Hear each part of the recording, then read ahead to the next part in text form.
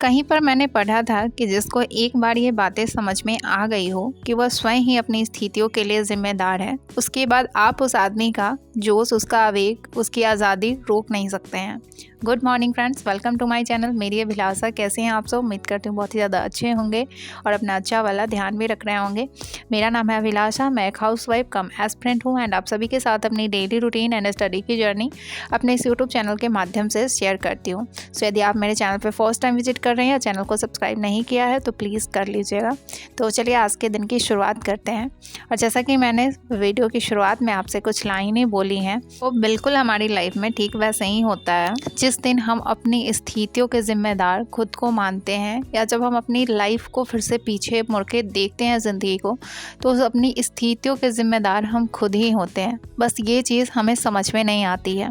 लेकिन जिस दिन ये बातें समझ में आ जाती है ना कि आज जो भी मेरी स्थिति है उसके लिए मैं खुद ही जिम्मेदार हूँ, मैं चाहूँ तो मैं कुछ भी कर सकती हूँ या कुछ भी कर सकता हूँ।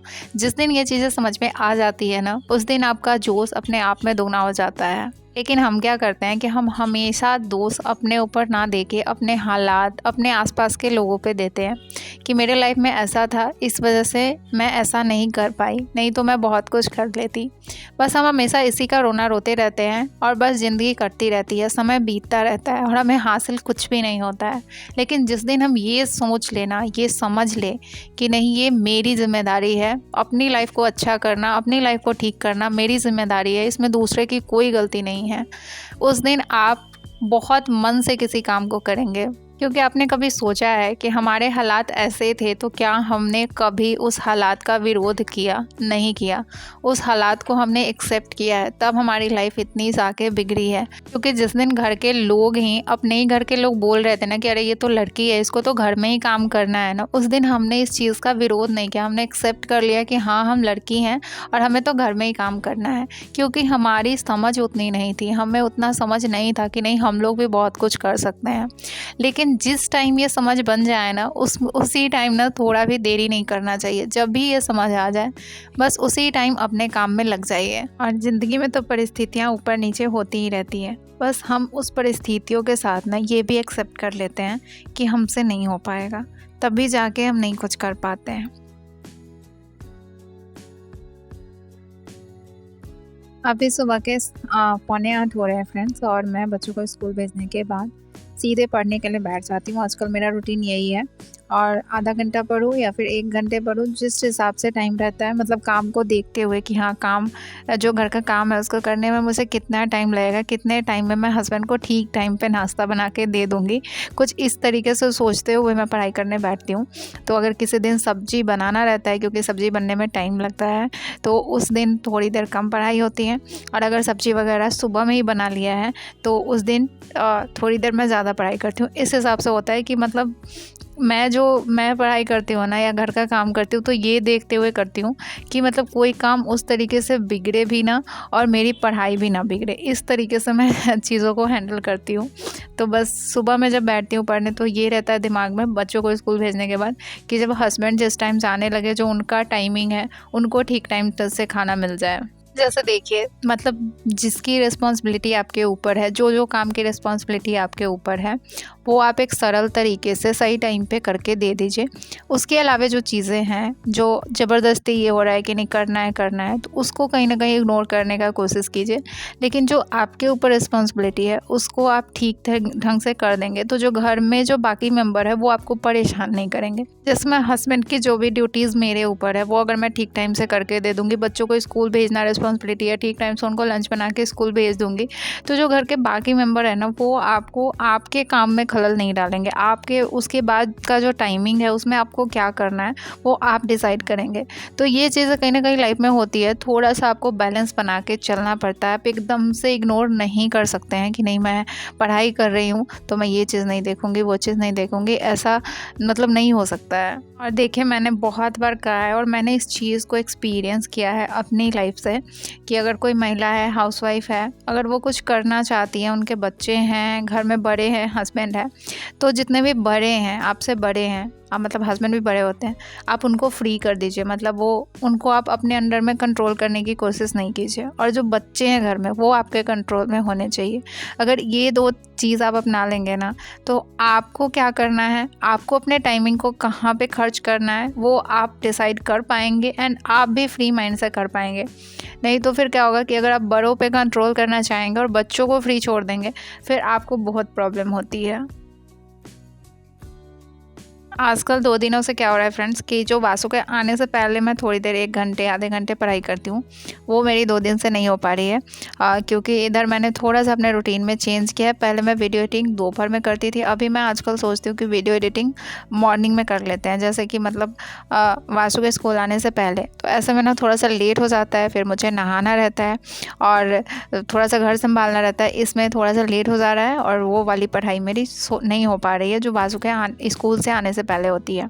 तो अभी यहाँ पे वासु स्कूल से आ गया तो उसको सुलाने के बाद मैं यहाँ पे बैठी हूँ और अभी मैं यहाँ पे एक सेट लगाऊंगी, क्योंकि अभी मैं डेली एक सेट लगा रही हूँ। तो यहाँ पे मेरा सेट भी कंप्लीट हो गया है। टाइम 4 बज रहे थे तो मैंने थोड़ी देर पहले अपनी पढ़ाई बंद करी थी, क्योंकि वासु का कुछ होमवर्क बचा हुआ था जिसको मुझे पूरा करवाना था। तो उसके बाद मैं फिर से बैठी पढ़ने के लिए, सॉल्यूशन पढ़ा जो सेट लगाया था, जो भी क्वेश्चन गलत हुए थे वो।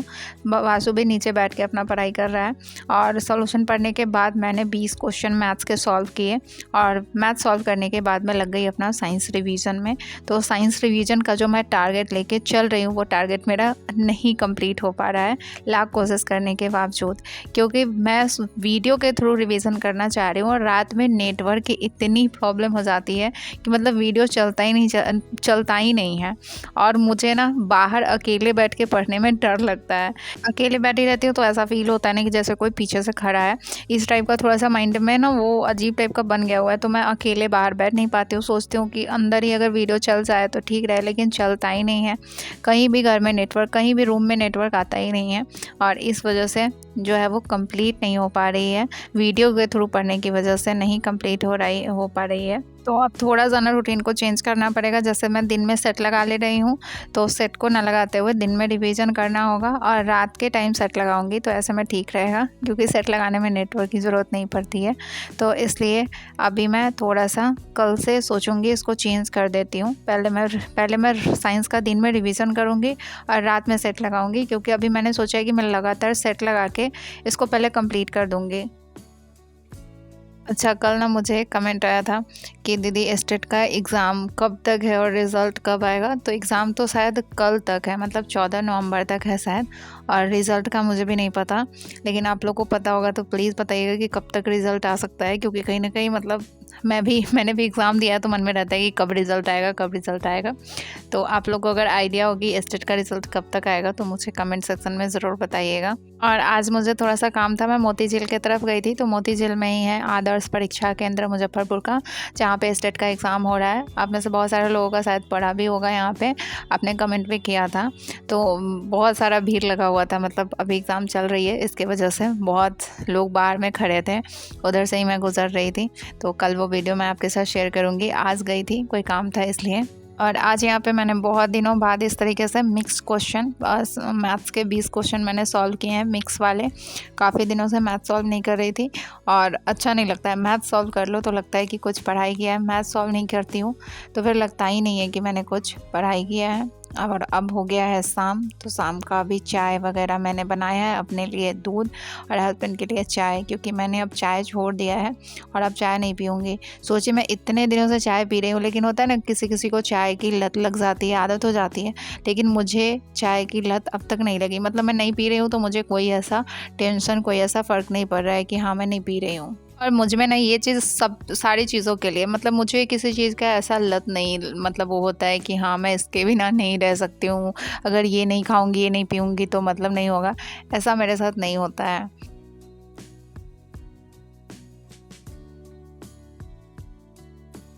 और बासु के स्कूल में अभी एनुअल फंक्शन होने वाला है, तो इसने डांस में पार्टिसिपेट किया है, तो हर थोड़ी देर पे कुछ कुछ करके हम लोग को दिखाता रहता है।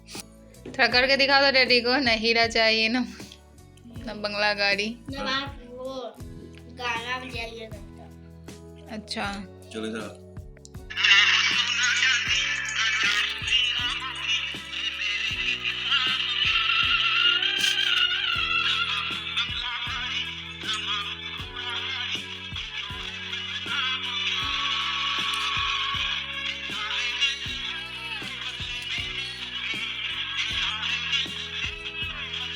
तो बस आज से ना इसकी डांस प्रैक्टिस स्टार्ट हुई है स्कूल में, तो बस थोड़ा सा इसको याद था तो इसने करके दिखाया। तो चलिए आज की वीडियो कहीं पे एंड करते हैं, मिलते हैं नेक्स्ट वीडियो में कुछ नई बातों के साथ, कुछ नई एनर्जी के साथ। तब तक अपना ध्यान रखिएगा, मेरे साथ जुड़े रहिएगा, कमेंट कीजिएगा। Bye bye.